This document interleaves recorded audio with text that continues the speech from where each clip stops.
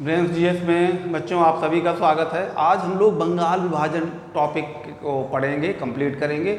जो भी इस टॉपिक से क्वेश्चंस आएंगे आपके किसी भी एग्ज़ाम की तैयारी कर रहे हैं, चाहे आईएएस के लिए, पीसीएस के लिए, लोअर आरओ या TET, super TET, NDA, CDS, यानी जो भी कोई टॉपिक हो, जीएस उस सभी में महत्वपूर्ण है। और हिस्ट्री का एक इम्पोर्टेंट टॉपिक है बंगाल विभाजन, जिसको हम लोग आज कंप्लीट करेंगे। बंगाल विभाजन जो है देखेंगे बच्चों की कब हुआ था, 1905 में, लेकिन इसकी पृष्ठभूमि है काफ़ी पहले से तैयार हो रही थी। जैसे कि जब भारत में भारतीय राष्ट्रीय कांग्रेस की स्थापना हुई, कब हुई थी, 1885 में, तो उसकी जो स्थापना किसने की थी, ए हुम ने की थी। उसके बाद जो कांग्रेस की स्थापना करने का जो मूल उद्देश्य था, एक सेफ्टी वाल के रूप में, कि भारत में जो बौद्धिक वर्ग है उसकी एनर्जी जो है इस मंच से निकलती रहेगी।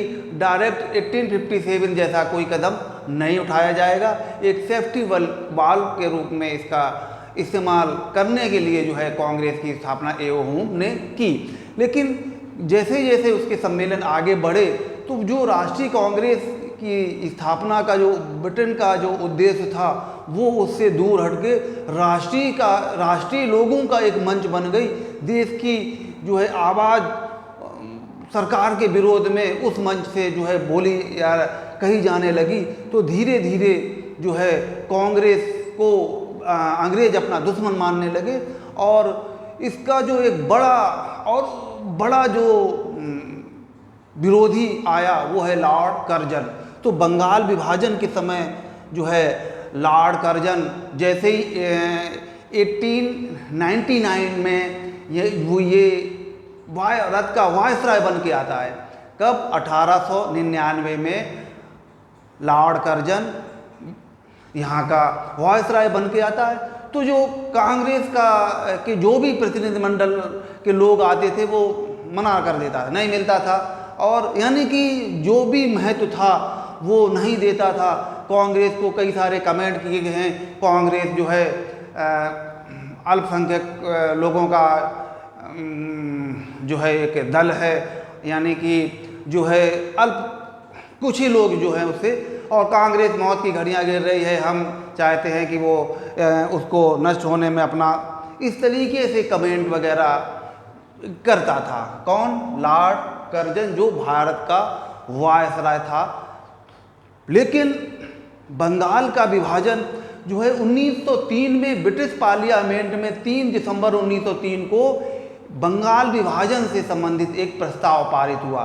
ब्रिटिश संसद में कब पारित हुआ था, तो ब्रिटिश संसद में जो पारित हुआ था बंगाल विभाजन का प्रस्ताव, तो वो हुआ था 3 दिसंबर 1903 को।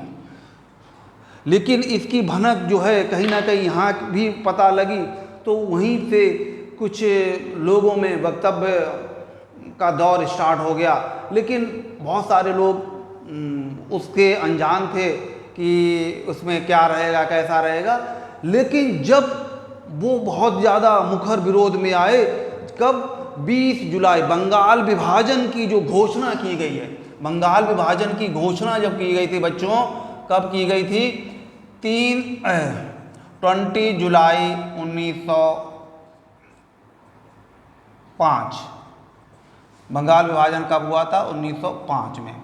तो घोषणा हुई, तो इसका एकदम से भारी विरोध कि बंगाल अभी हुआ नहीं है, केवल घोषणा। अगर एग्जाम में पूछा जाए बंगाल विभाजन की घोषणा कब हुई थी, तो 20 जुलाई 1905 को हुई।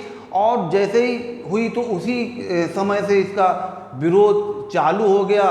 और विरोध का जो एक बड़ा जो टर्निंग पॉइंट बना, वो बना था 7 अगस्त 1905 को, बंग भंग दिवस के रूप में मनाया गया। किस बंग भंग दिवस कब मनाया गया, बंग भंग दिवस, ये कब मनाया गया, 7 अगस्त 1905। और बंग भंग दिवस को ही जो है दूसरे शब्दों में जो कहें तो स्वदेशी आंदोलन, भारत में बंगाल विभाजन को ना हो इसलिए भारत में स्वदेशी आंदोलन शुरुआत हो गया। और इसके लिए जो है कलकत्ता के ये बंगाल विभाजन का प्रस्ताव जब रखा गया था, उसी समय कलकत्ता के टाउन हॉल में एक मीटिंग हुई थी। कहाँ पे? कलकत्ता के टाउन हॉल में। और वहीं पे बंग भंग आंदोलन शुरू करने का प्रस्ताव पारित किया गया। और उसी दौरान ही जो है एक भारत में पैरेलल शुरू हो गया था, क्या? स्वदेशी आंदोलन, स्वदेशी या बायकॉट आंदोलन। स्वदेशी का मतलब है कि आप देश में निर्मित हुई वस्तुओं को अपनाएं और विदेशी वस्तुओं को आप बायकॉट करें, यानी कि बहिष्कार करें, जिससे ब्रिटिश सरकार के ऊपर एक दबाव बने और जो बंगाल का विभाजन उन्होंने करने की जो घोषणा की वो वापस ले लें। तो इस तरीके से जो है विरोध भारत में चल रहा था। और इसी दौरान जो है सड़कों पे वंदे मातरम गीत गाए जा रहे थे और अमार सोनार बांग्ला, वंदे मातरम गीत और अमार सोनार बांग्ला जो है गाना शुरू हुआ कलकत्ता की सड़कों पे। बंगाल, बिहार, उड़ीसा, यानी कि भारत के दूसरे क्षेत्रों में बंगाल का विभाजन किया जाना सुनिश्चित किया गया। लेकिन बंगाल विभाजन का जो कारण मूल था हिंदू और मुस्लिम की एकता, तो ये जो ब्रिटिश सरकार ये कह रही थी कि बंगाल विभाजन किया जाना है क्योंकि हमें प्रशासनिक असुविधा हो रही है, बंगाल बड़ा प्रांत है, हम इसका विभाजन चाहते हैं, प्रशासनिक असुविधा हो रही थी। लेकिन उस दौरान ऐसी प्रशासनिक असुविधा वाली कोई जानकारी नहीं थी, कोई भी बात नहीं थी। लेकिन जो मेन मूल बात थी कि बंगाल चूँकि राजनीति का केंद्र था, राष्ट्रीयता का केंद्र था और वही केंद्र ब्रिटिश सरकार का भी था और वहाँ पे उनकी राजधानी भी थी, तो चेतना का भी केंद्र था। बंगालियों में ही राष्ट्रवाद की सबसे पहले चेतना आई थी और वो चेतना हिंदू और मुस्लिम ब्रिटिश सरकार के अगेंस्ट में आ रहे थे, उस चेतना के ही कारण। इसलिए जो है ब्रिटिश सरकार ये चाहती थी कि बंगालियों को इस तरीके से विभाजित किया जाए कि जो पूर्वी बंगाल है वहाँ पे हिंदू अल्पमत में आ जाएं और पश्चिमी जो है उस वहाँ पे मुस्लिम आ जाएं। तो ये उनका एक उद्देश्य था। लेकिन अभी घोषणा उन्होंने नहीं की, तो उसका पहले ही जो है विरोध हो गया और बंग भंग 7 अगस्त को जो है बंगाल विभाजन का जो विरोध है बहुत से बड़े स्तर पे रहा है। तो बच्चों यहाँ पे एक चीज़ और समझ लेते हैं कि जो यहाँ पे बंगाल विभाजन स्वदेशी आंदोलन के दौरान एक रविंद्रनाथ टैगोर ने एक गीत लिखा था। रविंद्रनाथ टैगोर ने आमार सोनार बांग्ला, आमार सोनार बांग्ला, आमार, तो ये बहुत ज़्यादा पॉपुलर था। बंगाल की सड़कों पे ये गाया जाता था और बंकिम चंद्र चटर्जी द्वारा लिखित जो है वंदे मातरम उसको भी गाया जाता था। तो जो रविंद्रनाथ टैगोर बताने का उद्देश्य जो है ये है कि जो रविंद्रनाथ टैगोर हैं बहुत ही विश्व के एकमात्र ऐसे शख्स रहे हैं जिन्होंने 2 देशों का राष्ट्रगान लिखा। बांग्लादेश जब अलग पहले पूर्वी पाकिस्तान था, पहले तो यानी कि भारत नहीं था, भारत को विभाजित हो जाता है 1947 में, तो जो बांग्लादेश वाला वर्तमान में हिस्सा है ये पूर्वी पाकिस्तान था।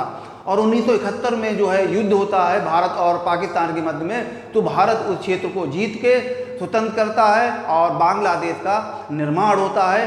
तो यही गीत जो है गान जो है रविंद्रनाथ टैगोर द्वारा जो आमार सोनार बांग्ला है, ये वर्तमान में बांग्लादेश का राष्ट्रगान है। क्या है? बांग्लादेश का राष्ट्रगान, देश का राष्ट्रगान। और वह भारत का कौन सा है? जन गण मन, जन गण मन। इन दोनों गीतों की रचना किसने की है? रविंद्रनाथ टैगोर। विश्व के एकमात्र ऐसे लेखक हैं, कवि हैं, विद्वान हैं जिन्होंने 2 देशों के राष्ट्रगान लिखे हैं, भारत और बांग्लादेश के। क्लियर? तो अब हम लोग चलते हैं वहीं बंगाल पे। तो इस तरीके से जो है बंग भंग का विरोध किया जा रहा था और सड़कों पे जुलूस निकाले जा रहे थे, स्वदेशी अपनाओ, विदेशी वस्तुओं का बहिष्कार किया जा रहा था। और अब देखेंगे कि जो बंगाल विभाजन हुआ है वो लागू कब हुआ। तो लागू जो हुआ था वो 16 अक्टूबर 1905 को। बहुत ही इम्पोर्टेंट है।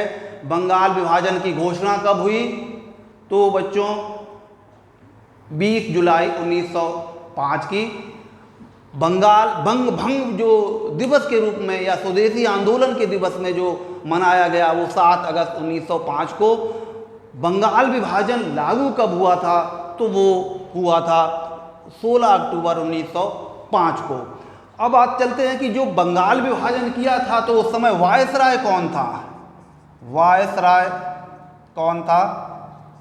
वायसराय वही आप अभी हम लोग चर्चा कर रहे थे, लॉर्ड कर्जन। ये बहुत बदमाश था, यही उस समय वायसराय था। इसी की जो पॉलिसी थी भारत में फूट डालो राज करो वाली थी और इसीलिए जो है इसका जो उद्देश्य था जो सांप्रदायिकता की भावनाएं भड़काना, तो उसमें ये माहिर खिलाड़ी था और अपना उद्देश्य पर्पज जो है इसका सांप्रदायिकता का वो हल करना चाहता था भारत को विभाजित करके।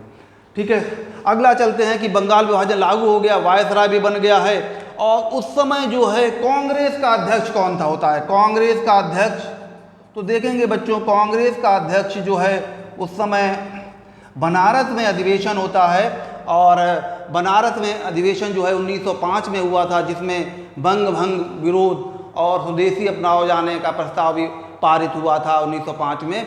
उस समय जो 1905 के कांग्रेस के अधिवेशन के अध्यक्ष थे गोपाल कृष्ण गोखले। कौन थे बच्चों? गोपाल कृष्ण गोखले। बच्चों मालूम है इनके बारे में और कुछ खास? गोपाल कृष्ण गोखले को भारत में यानी कि गांधी जी के पॉलिटिकल गुरु, राजनैतिक गुरु माना जाता है गोपाल कृष्ण गोखले को। इन्होंने ही जब अफ्रीका में से गांधी जी जो है आंदोलन में सफलतापूर्वक भारतीयों की जीत के बाद भारत आते हैं 1915 में, तो यही गोपाल कृष्ण गोखले गांधी जी से मिलते हैं और गांधी जी से कहते हैं कि पहले 1 साल तक आप पूरे भारत में घूमें, देखें, अपना आँखें खुली रखें और आँखें कान खुले रखें और मुंह बंद रखें। तो गांधी जी ने इन्हीं को ही अपना पॉलिटिकल गुरु माना था, यानी कि गोपाल कृष्ण गोखले को। अब अगला चलते हैं कि इसका समर्थन, बंगाल विभाजन का जो है समर्थन किसने किया था? तो समर्थन जो है ढाका के नवाब थे एक सलीमुल्लाह खां, तो उन्होंने ही बंगाल विभाजन का जो है समर्थन किया था। कौन थे समर्थक? बंगाल विभाजन के समर्थक नवाब सलीमुल्लाह खां। नवाब सलीमुल्लाह,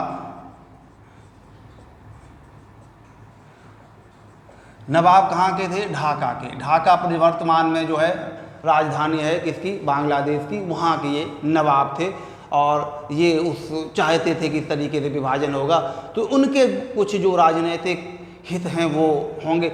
लेकिन हित जब इन्हीं को बाद में आगे करके ब्रिटिश सरकार के ही आह्वान पे, ब्रिटिश सरकार के ही द्वारा जो पृष्ठभूमि तैयार की गई थी, भारत में 1906 में मुस्लिम लीग की स्थापना हुई थी और उसके जो मुस्लिम लीग के संस्थापक हैं वो यही माने जाते हैं सलीमुल्लाह खां, और उसमें आगा खां का भी योगदान रहा है जो गठित हुई थी मुस्लिम लीग पार्टी। तो बहुत बड़े बच्चों समर्थक रहे हैं ये बंगाल विभाजन के एकमात्र। ठीक है, अब चलते हैं कौन से अखबार थे जिन्होंने बंगाल विभाजन का प्रखर रूप से विरोध किया था? तो एक तो बंगाली, एक था संजीवनी और एक समाचार पत्र और था, क्या नाम, जिसका नाम है हितवादी।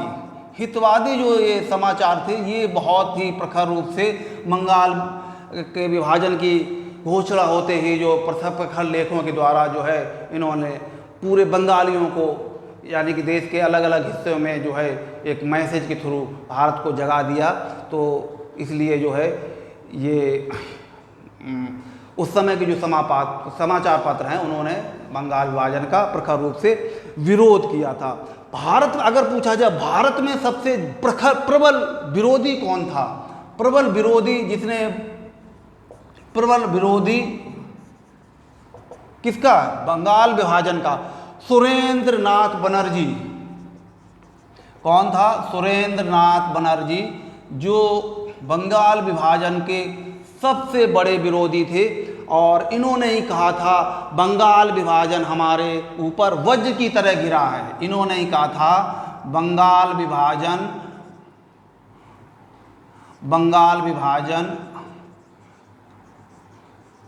हमारे ऊपर वज्र की तरह गिरा है, वज्र की तरह गिरा है। सुरेंद्र नाथ बनर्जी के वक्तव्य हैं जो उसी दौरान इन्होंने कहे थे। लेकिन इतना विरोध होने के बाद भी क्या होता है कि बंगाल का विभाजन होता है। तो अब हम उसको समझते हैं कि बंगाल का जो विभाजन है वो हुआ, लेकिन किस रूप में हुआ और उसका जो विरोध हो रहा था उसका क्या कुछ कारण था। तो आप इस तरीके से समझें कि बंगाल का जो विभाजन किया गया था तो उस समय दो हिस्से थे। इधर वाला जो है पूर्वी बंगाल, पूर्वी बंगाल जो हिस्सा, इधर वाला जो हिस्सा है पश्चिमी बंगाल। पूर्वी बंगाल जो है ये क्षेत्र आता था ढाका यानी कि बांग्लादेश वाला हिस्सा और असम, कुछ क्षेत्र जो है असम, ये क्षेत्र था जो पूर्वी बंगाल में जो विभाजित किया। लेकिन उस समय जो जनसंख्या थी बंगाल की लगभग 8 करोड़। लेकिन भारत की जनसंख्या कितनी थी? भारत की जो जनसंख्या थी उस समय 40 करोड़। जब बंगाल का विभाजन 40 करोड़ के लगभग माना जाता है, उसमें 8 करोड़ जो हैं बंगाल क्षेत्र में रहते थे। तो पश्चिमी बंगाल वाला जो हिस्सा जो विभाजित किया गया था, इसमें आता है पश्चिम बंगाल जो वर्तमान में भारत के पास है, plus Bihar, plus Orissa, plus क्योंकि बिहार को ही विभाजित करके बना था झारखंड, तो झारखंड वाला हिस्सा, मोटे मोटे ये क्षेत्र थे वो पश्चिम बंगाल में बने थे। अगला चलते हैं कि इसकी राजधानी जो थी, पश्चिम बंगाल की जो राजधानी थी, वर्तमान में जो पश्चिम बंगाल की राजधानी है वही उस समय भी थी, यानी कि कलकत्ता। इसकी जो राजधानी थी, वर्तमान में जो बांग्लादेश की राजधानी है वो राजधानी थी ढाका। क्लियर? जो इसका लेफ्टिनेंट गवर्नर कौन था? लेफ्टिनेंट गवर्नर इसका था एंड्रूज फ्रेजर। Andrews Fraser. और इसका जो लेफ्टिनेंट गवर्नर था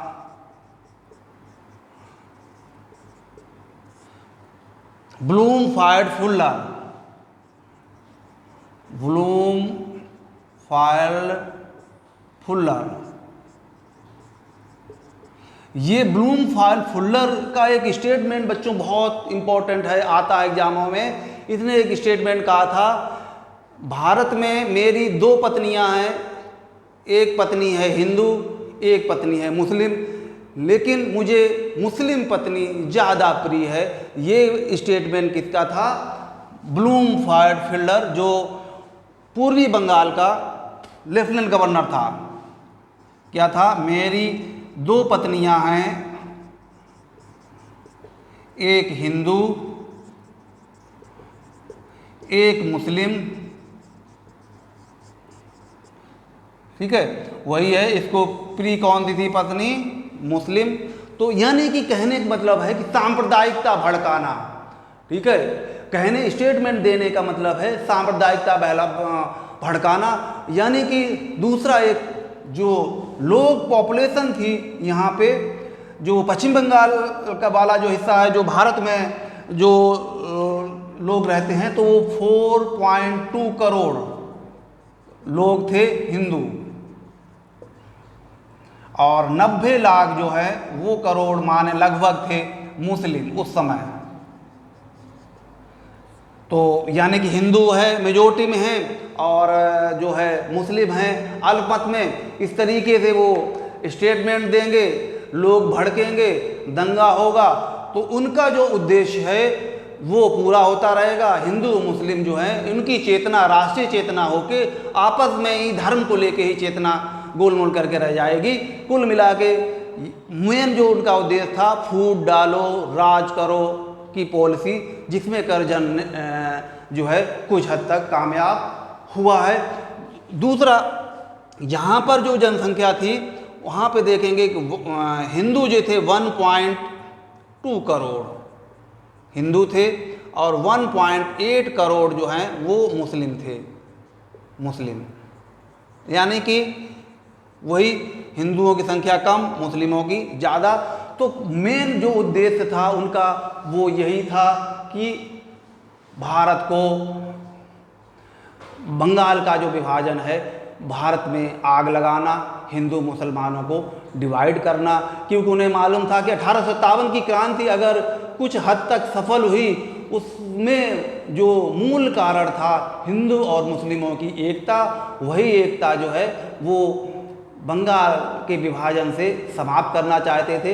क्योंकि बंगाल जो है राष्ट्रीय चेतना का केंद्र बिंदु था और इस केंद्र बिंदु में हिंदू और मुस्लिम कंधे से कंधा मिलाकर चलते थे। और इसका एक कारण जो है, जो बंगाल विभाजन जब किया था, हाँ मैं पीछे एक पॉइंट भूल गया कि बंगाल जो विभाजन किया गया था उसको रविंद्रनाथ टैगोर ने राखी दिवस के रूप में मनाया। राखी दिवस के रूप में मनाया। राखी दिवस का मतलब है कि हिंदू और मुसलमानों एक दूसरे के कलाइयों पर राखी बांधी, भाईचारा